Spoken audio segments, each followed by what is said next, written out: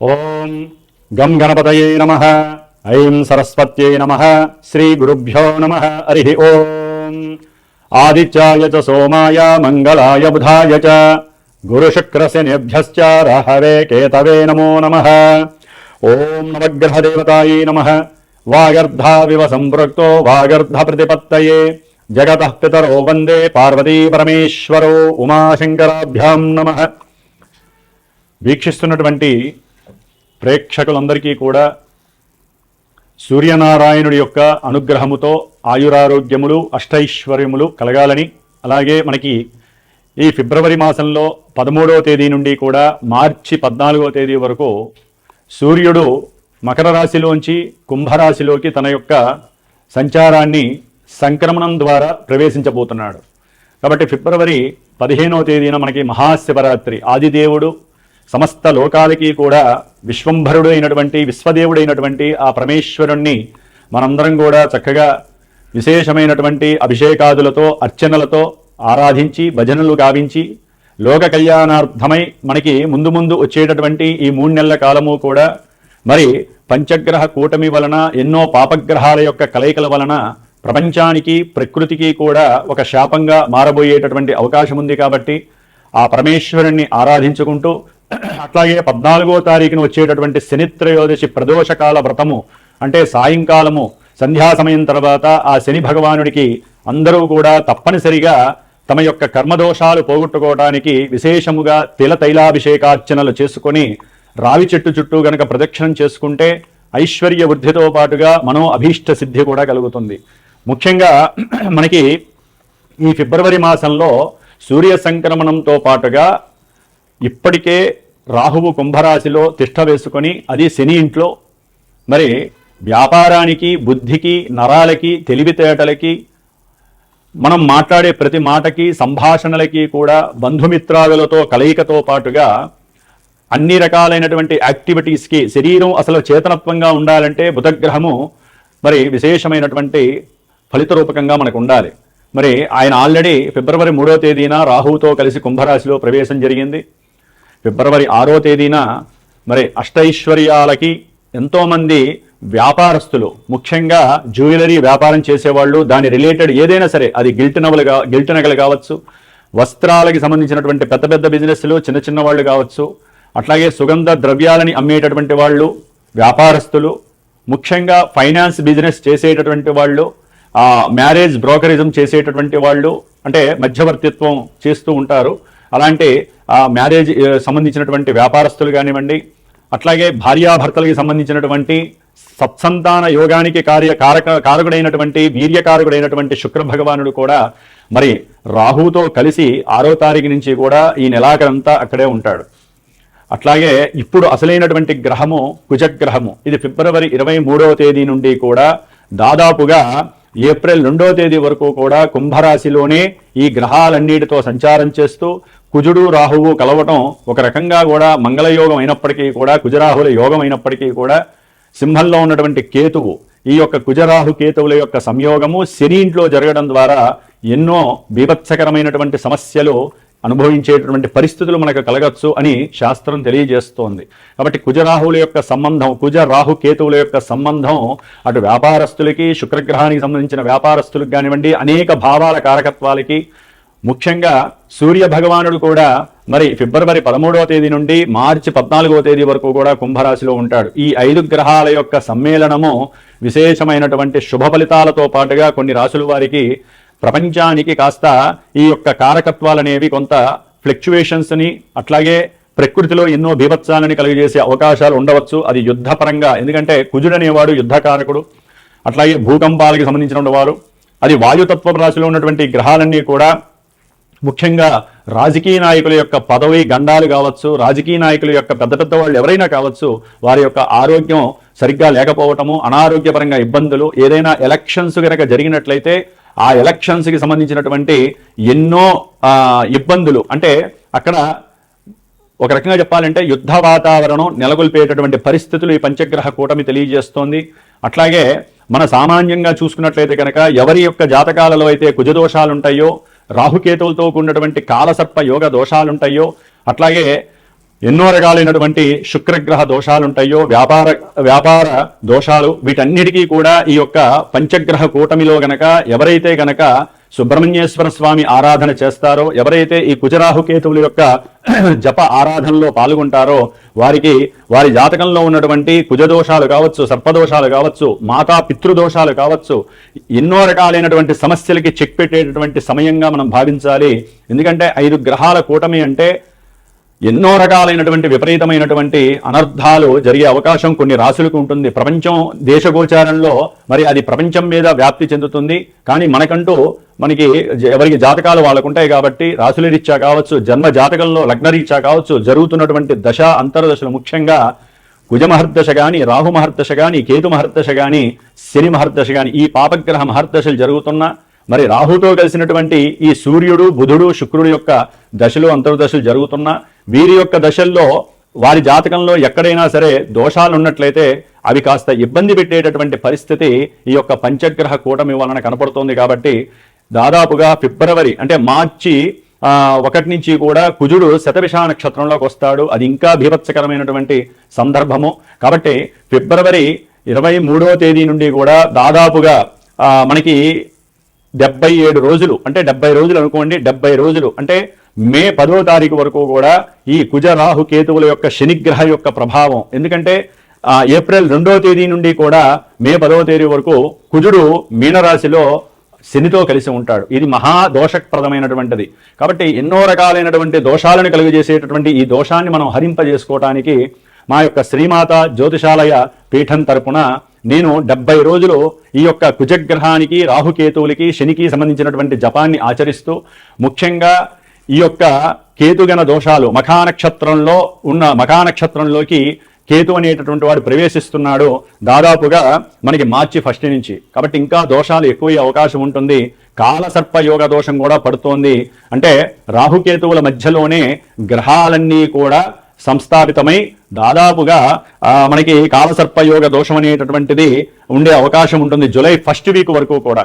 కాబట్టి ఈ యొక్క 70 రోజులు కూడా నా యొక్క పీఠంలో, నా యొక్క ఆధ్వర్యంలో నాచే చేయబడుతూ, ముఖ్యంగా ఈ యొక్క సుబ్రహ్మణ్య ఆరాధన విశేషంగా జరిపి, మధ్యలో మార్చి 1 వీక్ తర్వాత అంటే ఏప్రిల్ సమయంలో నేను అష్టవినాయక దర్శనం, పూణేలో ఉన్నటువంటి అష్టవినాయకుల యొక్క దర్శనము, అట్లాగే సుబ్రహ్మణ్యేశ్వర స్వామికి సంబంధించినటువంటి దైవ తీర్థాలని కూడా సంచరించి, మధ్యలో 1-2 సార్లు సుబ్రహ్మణ్య పాశుపత హోమాలని సంతానం కలక్కపోయినా వారి గురించి కావచ్చు, వివాహం కానిటువంటి వారికి, వివాహమై దాంపత్య అనుకూలత సరిగ్గా లేనటువంటి వారికి, మతిస్థిమితం సరిగ్గా లేనటువంటి వారికి, వ్యాపారంలో నష్టాలు అనుభవిస్తున్నటువంటి వారికి, అట్లాగే ఎవరికైతే జన్మజాతకంలో ఎంత కష్టపడ్డా కూడా 10 రూపాయలు దాచుకోలేని పరిస్థితి, సంపాదించలేని పరిస్థితి ఉన్నటువంటి వారు కావచ్చు, ముఖ్యంగా సంతానహీనత, గర్భవిచ్ఛిన్న దోషాలు కలిగేటటువంటి వాళ్ళు, జన్మజాతకంలో ఉన్నటువంటి కుజరాహు కేతువుల యొక్క దోషాలు ఉన్నటువంటి వాళ్ళు తప్పకుండా సంప్రదించండి.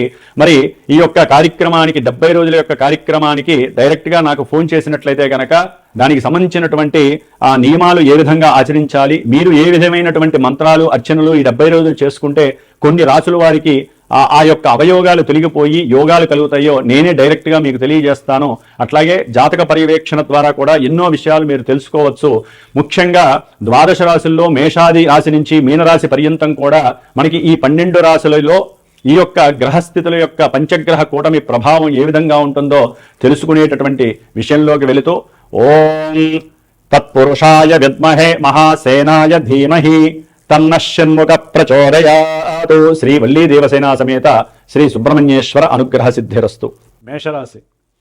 మేషరాశి వారికి ఈ ఫిబ్రవరి మాసంలో 13వ తేదీ నుండి కూడా మార్చి 14వ తేదీ వరకు సూర్యభగవానుడు కుంభరాశిలో సంచారము, అంటే పంచమాధిపతి అయినటువంటి సూర్యుడు లాభంలో ఉన్నటువంటి కుంభరాశిలో సంచారము.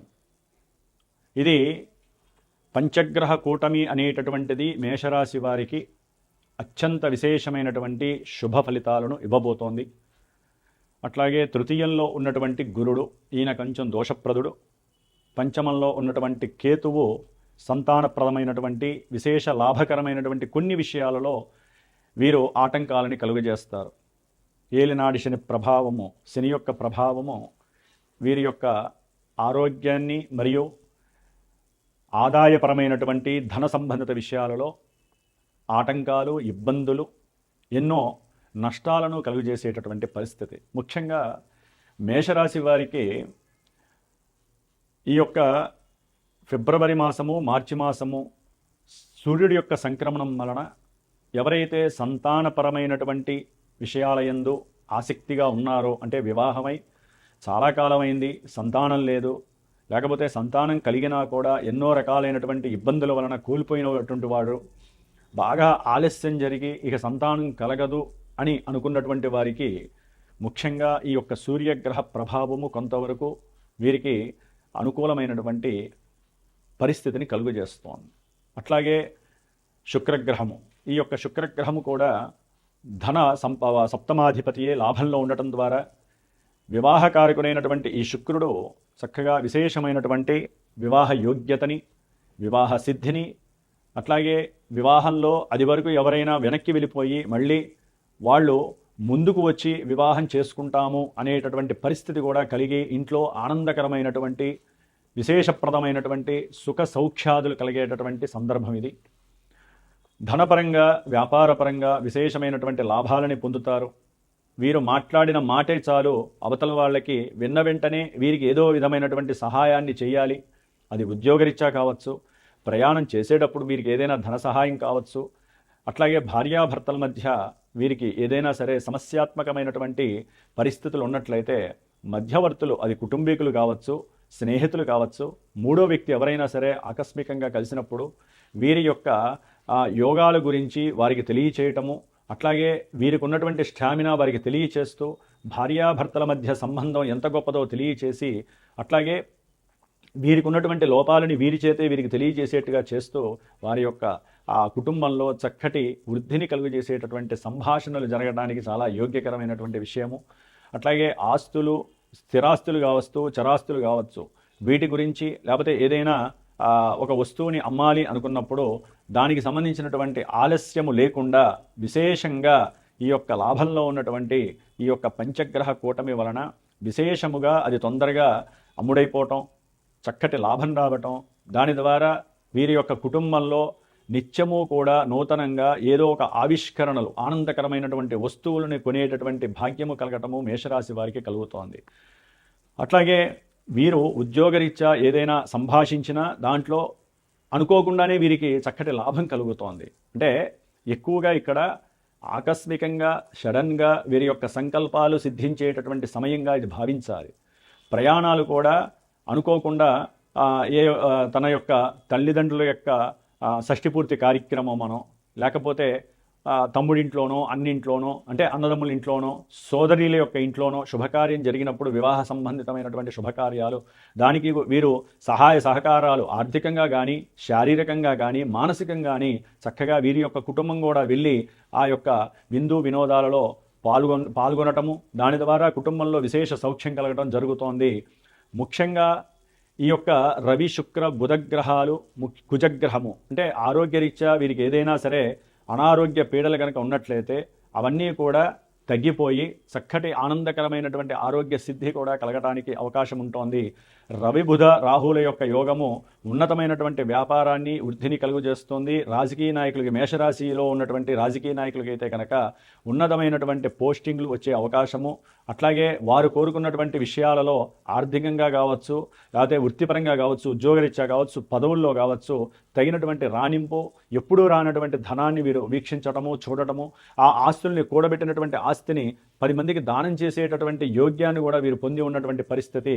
అట్లాగే విశేషముగా సంతాన లాభము, ధనలాభము, వివాహ లాభ సిద్ధి, అట్లాగే ఉన్నతమైనటువంటి వ్యాపార వృద్ధి కూడా కలిగేటటువంటి సమయంగా మీరు భావించాలి. మేషంలో ఉన్నటువంటి పంచగ్రహ, మేషం నుంచి 11లో ఉన్నటువంటి పంచగ్రహ కూటమి మీకు అన్ని విధాల సౌఖ్యాన్ని కలుగజేస్తూనే చెప్పుకోవచ్చు.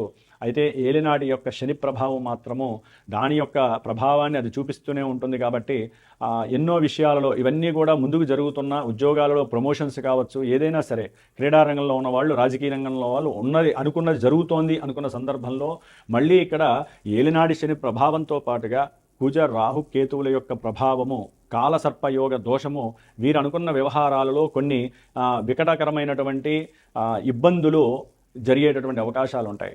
మూడులో ఉన్నటువంటి గురుడు కూడా అంత అనుకూలమైన పరిస్థితుల్లో లేదు. అంటే మనసులో అనుకున్న సంకల్ప సిద్ధి జరగటానికి ఎంతో శ్రమపడి పుషింగ్ చేసుకుంటే తప్ప అనుకూలతలు కలగవు. విదేశాల నుంచి సత్సంతానం వలన ఏదైనా ఆర్థికపరమైనటువంటి సహకారం ఈ మేషరాశి వారికి జరగడానికి అవకాశం ఉంది. వివాహ విషయాలలో కూడా మాటలు సంప్రదింపులు జరిగేటటువంటి పరిస్థితులు, వ్యాపారంలో వృద్ధి కోసము కూడా అనుయాయులు అంటే బంధువులతో కూడుకున్నటువంటి వారై అందరూ చక్కగా కూర్చొని విశేషమైనటువంటి లాభసిద్ధి కలిగే వ్యాపారాల గురించి తర్జన భర్జన పడడం జరుగుతుంది. అయితే శని యొక్క ప్రభావం మాత్రం వీరిని తటస్థంగా ఉంచుతూ ఇన్ని గ్రహాలు అనుకూలంగా ఉన్నప్పటికీ గురు శనుల యొక్క అనుకూలత లేదు కాబట్టి వీరు తప్పకుండా ప్రతి శనివారము కూడా హనుమంతుడి యొక్క దేవాలయానికి వెళ్ళి ఆకుపూజ చేయించి కాస్త శనగలు అంటే మనకి లావు శనగలు ఉంటాయి, అవి నానబెట్టి ఆవు నేతితో తాలింపు వేసి చక్కగా స్వామివారికి నివేదన చేసి అందరికీ కూడా శనివారం పంచిపెట్టండి. అనుకున్న కార్యక్రమాలలో విజయలాభ సిద్ధి కలుగుతుంది. అట్లాగే అనుకున్న అభీష్ట సిద్ధి కలగడానికి సుబ్రహ్మణ్యేశ్వర స్వామి వారి యొక్క అష్టోత్తరాన్ని కానీ సుబ్రహ్మణ్య అభిషేక అర్చనలు కానీ చేసుకున్నట్లయితే కనుక విశేషమైన ఫలితం కలుగుతుంది. ప్రతినిత్యము కూడా హనుమాన్ చాలీసా చదవండి. మీకు కలిగేటటువంటి ఎన్నో ఆటంకాల నుంచి స్వామివారు మిమ్మల్ని బయటపడేస్తారు. చక్కటి విజయలాభ సిద్ధి, అనుకున్నటువంటి విద్యా అభివృద్ధి కూడా విద్యార్థులకి చాలా యోగ్యకరమైనటువంటి సందర్భము, కీర్తి ప్రతిష్టలు లభించేటటువంటి పరిస్థితులు కూడా కనిపిస్తున్నాయి. కాబట్టి కొంచెం దోషంగా ఉన్నటువంటి ఈ గురుగ్రహము, కేతుగ్రహము, శనిగ్రహానికి తప్పకుండా జపశాంతులు చేయించుకోవటము, వారికి సంబంధించినటువంటి అర్చనలు చేయించుకోవటము, దానాలు ఇవ్వటము చాలా విశేషమైనటువంటి శుభ ఫలితాలను కలుగజేస్తుందని చెప్పుకోవాలి. ఓం శ్రీమాత్రే నమో నమః.